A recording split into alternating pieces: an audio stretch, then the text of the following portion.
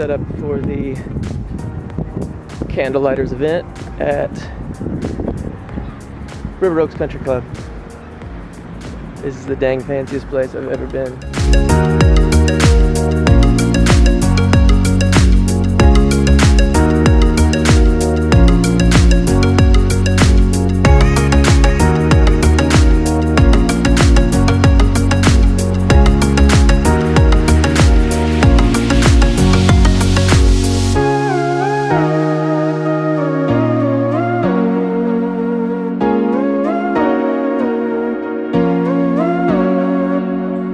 Trade shows and things like this are a challenge because sometimes they're terrible, they're not worth the effort.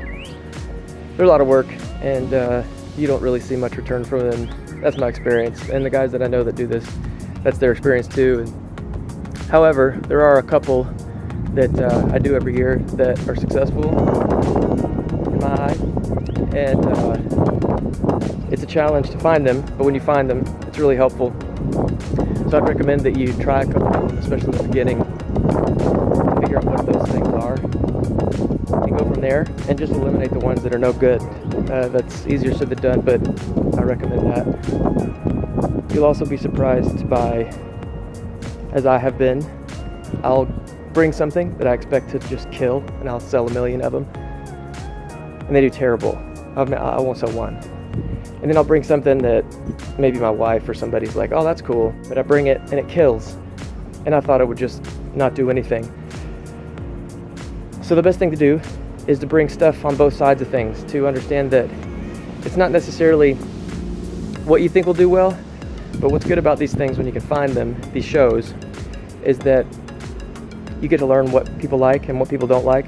I have a particular style of things that I like and don't like, but that's not the same as everybody, and it's kind of stupid to assume that everybody likes the same things.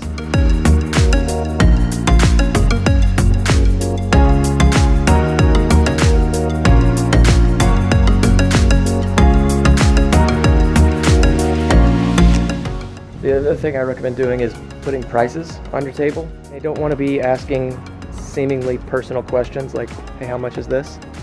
And so I eliminate that factor by allowing them to just see what the heck this thing cost. I think it helps people.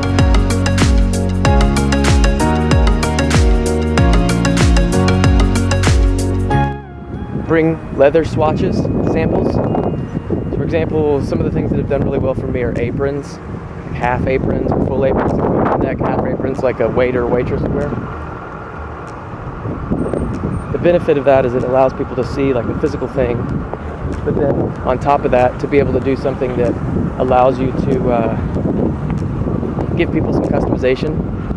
People dig that. I dig that. You dig that. So I bring a bunch of different kind of leathers to allow people to see some options. But also, when people do customization type things, they also end up ordering more than one. So for example, like this pin case that I have, it's called this snap case.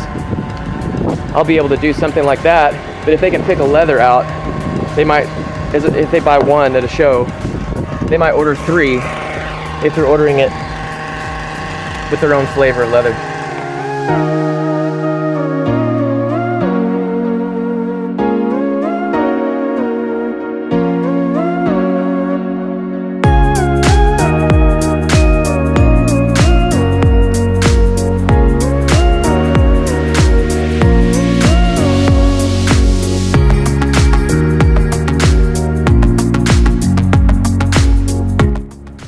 Another thing I learned, because I didn't do it the first time, is to use gift bags. It's super cheap to buy paper sacks with handles on them. Get a custom stamp made, which is also, you know, on Etsy or wherever, 30 bucks, 40 bucks. I think you can even get them on Amazon. Stamp the bag, hand in the bag.